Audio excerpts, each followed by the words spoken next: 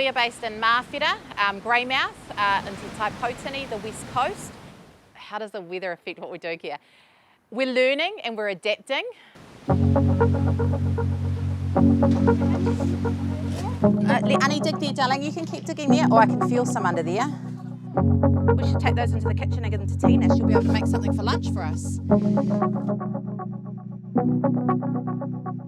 In January last year, a group of whānau came together and decided we wanted a space here in Māwhera to connect with one another and create our own solutions. One of those solutions, or one of the issues we identified, was food security and access to good, nourishing kai for ourselves and our tamariki and the wider community. So we were granted some resource for the Kōanga Kai kaupapa, which enabled us to establish our māra here. That has been a tunnel house, growing things from seed collecting, gathering, growing of our own food, and being able to share that in kai parcels as part of our COVID response, and in the shared kai that we have here, we use all of our produce for that as well. So our kids are a really important part of the kaupapa for us. Everything we do is about our kids. We make sure to involve them. We often brainstorm with them, ask what they would like to grow, what are the foods they like, how do they want to do it. Kōrero a lot with them, just providing different information and knowledge for them, wanting them to love it and enjoy it. So when we did Māra Kai and whānau homes, the tamariki were a big part of that. We'd come along with the garden box, the dirt, the veggies, and they would participate in that. And then the follow-up kōrero has been with them around what are they growing, what's working, how can we tautoko with them, what would they like, what else would they like to know and grow.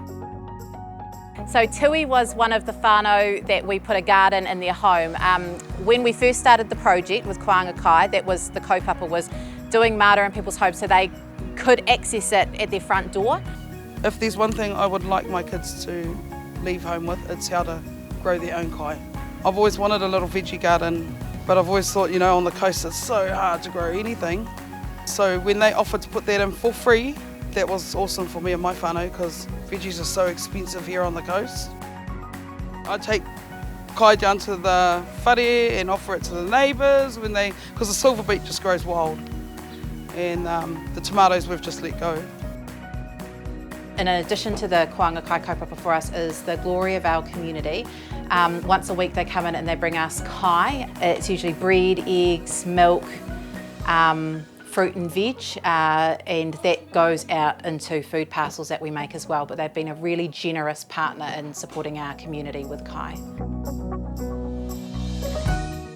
We have just acquired some more land just next door, which we've cleared, and we'll move our tunnel houses over there.